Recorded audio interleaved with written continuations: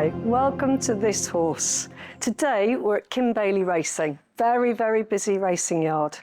Now Kim Bailey has won the big three, the Cheltenham Gold Cup, the Grand National and the Champion Hurdle. But we're not here to talk about that today. We're here to talk to Kim about this horse, First Flow. Well, Kim, what is special about First Flow? You've got lots of horses. What's special about him? Well, he's one of those really odd characters that has tested us in patience over the years. He comes with no pedigree. He has no right to be the racehorse he's turned out to be. He's just one of those extraordinary oddballs who has got more courage, more guts, determined to will actually run through a brick wall for you. And like human beings, they have to be slightly unique to go and be different from everybody else. And he's been that from the day we've had him. And he's been a very exciting ride the whole way through. So how long have you had him? When he came here as a 5-year-old, or the back end of his 4-year-old career, he was bought as an unbroken 3-year-old in Ireland. He was trained by someone previously beforehand as a pre-training yard. They rang me up and asked me to come and have a look at him working. We went to Lambourne with David Bass to ride him. And I'd never forget the day because it was snowing, it was cold, it was miserable. We took another horse along to work with him who wasn't very good. This horse worked very impressively, and we stood in the cold in the barn and did a deal. And so some of the vetting, he came back to me, he was an odd one in that respect. And I bought him for a chap called Tony Solomons, who had horses for me for a very, very long time. He was my longest-serving owner. He had a good horse called Harry Topper, who just retired, and he was very, very keen to find a horse to replace him. So I bought him for him.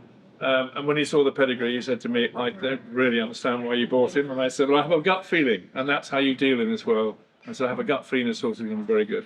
He ran in a couple of bumpers. He didn't show a huge amount. He got placed, and he then ran his first hurdle race at Lingfield. And Tony was there.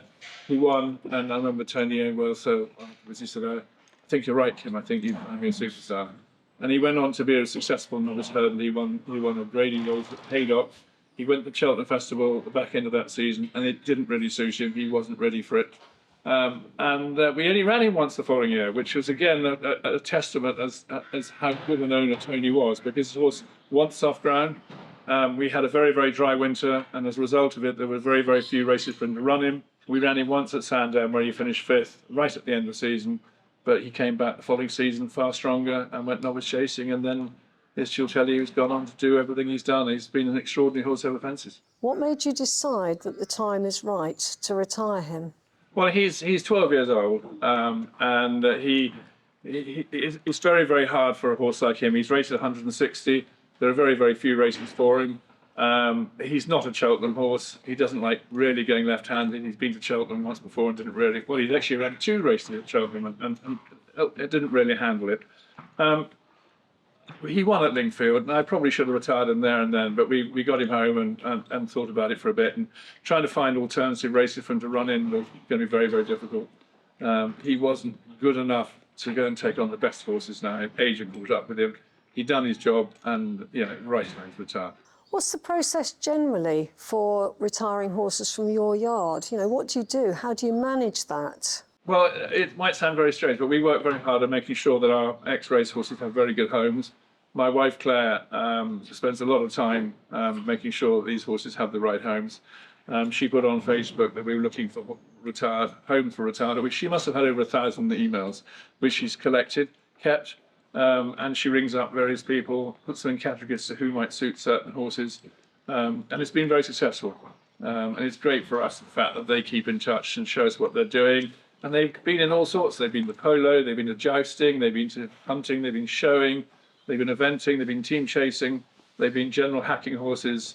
They've filled lots of gaps. The hardest problem is going to be find a good home for him, because he is going to be very difficult. We have 2 or 3 opportunities that might come along. It's a suitable one, but as you can see, he's an individual horse. He needs individual attention.